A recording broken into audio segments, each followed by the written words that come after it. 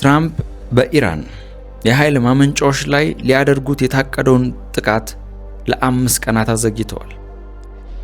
የዩናይትድ ስቴትሱ ፕሬዝዳንት ዶናልድ ትራምፕ ከኢራን ጋር ጥሩና ውጤታማ ሲሉ የገለጹት ንግግር ካደረጉ በኋላ በኢራን የኃይል ማመንጫዎችና የኤነርጂ ተቋማት ላይ ወታደራዊ ጥቃቶች ለ5 ቀናት እንዲዘገዩ አድርገዋል።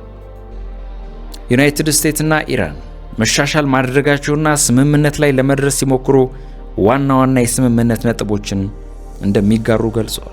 ትራምፕ በማህበራዊ ሚዲያ መድረክ ላይ ባሰፈሩት ጽሑፍ ሁለቱ ሀገራት በመካከለኛው ምስራቅ ያላቸውን ግጭት ለማስቆም ባለፉት 2 ቀናት አዎንታዊ ውይይት ማድረጋቸው ገልጸዋል።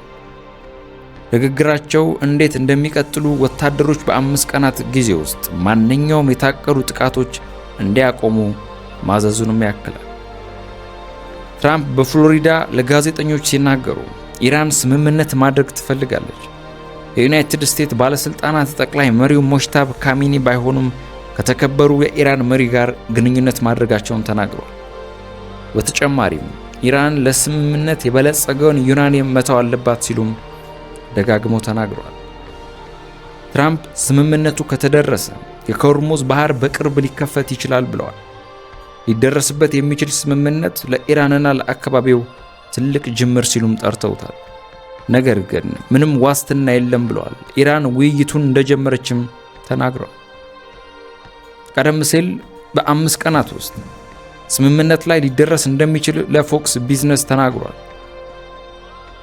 የትራምፕ መልእክተኛ ስቲቭ ዊትኮቭ እና ያሬድ ኩሽነር በቅርቡ እሁድ ምሽት ውይይት ላይ እንደነበሩም አክለው ገልጸዋል።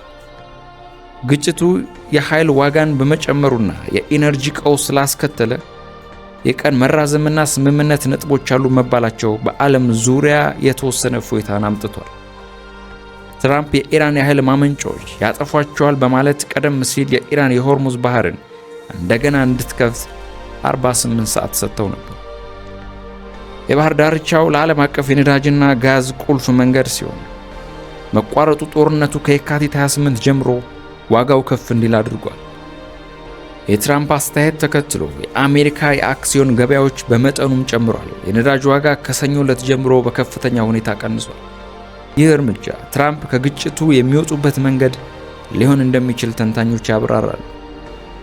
ሆኖም የሱ ጊዜ ገደብ ከዚህ በፊት መቀየሩን ይጠቅሳሉ። ስለዚህ ከ5 ቀናት በኋላ ምን እንደሚፈጠር ግልጽ አይደለም። አንዳንድ ኤክስፐርቶች ኢራን ጦርነቱ መቀጠል እንደማትፈልግ በመግለጽ ለወደፊቱ ጥቃቶች ዋስትናዎች ካሉ ድርድር ክፍት ሆና ልትቀበል እንደምትችል ያምናሉ። ኢራን ለትራምፕ የቅርብ ጊዜ መግለጫ በይፋ ምላሽ አልሰጠችም። ሆኖም የውጭ ጉዳይ ሚኒስትሩ እርምጃው የኃይል ዋጋን ለመቀነስና ለወታደራዊ አቅም የማሰቢያ በቂ ጊዜ ለማግኘት ያለመ ሊሆን እንደሚችል ጠቁመዋል። የቀጠናው ሀገራት ውጥረቱን ለመቀነስ እየሞከሩ ነው፣ ነገር ግን ጦርነቱ የጀመረችው አሜሪካ ናት ሲሉም ወቅሰዋል። ኢራን ከዋሽንግተን ጋር ቀጥተኛ ድርድር እየተካሄደ መሆኑን አስተባብላለች። ቴህራን አሜሪካ በኃይል ማመንጫዎች ላይ ጥቃት ካደረሰች የሆርሙዝ ባህር ሙሉ በሙሉ በመዝጋት በእስራኤልና በባህረ ሰላጤ ሀገራት ላይ የሚገኙ የኃይል ማመንጫዎች ኢላማ እንደምታደርግም አስጠንቅቃለች። እየተካሄደ ያለው እገዳ ቀደም ሲል በእስያ አንዳንድ አካባቢዎች የነዳጅ ዋጋ ንረትና የምግብ ማብሰያ ጋዝ እጥረት አስከትሏል። የዓለም አቀፉ ኢነርጂ ኤጀንሲ ኃላፊ ሁኔታ ካለፉት ቀጠናዊ ግጭቶች የከፋ መሆኑን ይገልጻሉ። የኢራን ጦር ጥቃት ከደረሰበት ከአሜሪካ ጥቃት ጋር የተያያዘ የኃይል መሠረተ ልማቶች ኢላማ እንደሚያደርግ አስጠንቅቀዋል። የመከላከያ ካውንስል በደቡባዊ የባህር ዳርቻ ላይ የሚደርስ ማንኛውም ጥቃት በባህረ ሰላጤ ላይ የባህር ፈንጂዎች እንዲጣሉና የመርከብ መስመሮች ሊስተጓጎሉ ይችላሉም ብለው። ይህ በእንዲህ እንዳለ ዲፕሎማቶች እንዳሉት በርካታ ሀገራት ከኢራንና ከዩናይትድ ስቴትስ ጋር በመገናኘት ውጥረቱን ለመቀነስ እየሞከሩ ነው። ይህም ተባብሶ ቀጥተኛ ሆነ ተዘዋዋሪ ግንኙነት ግን ሊጎዳ እንደሚችል ሪፖርቱ ያመላክታል። ዘገባው የአልጀዚራ ነው።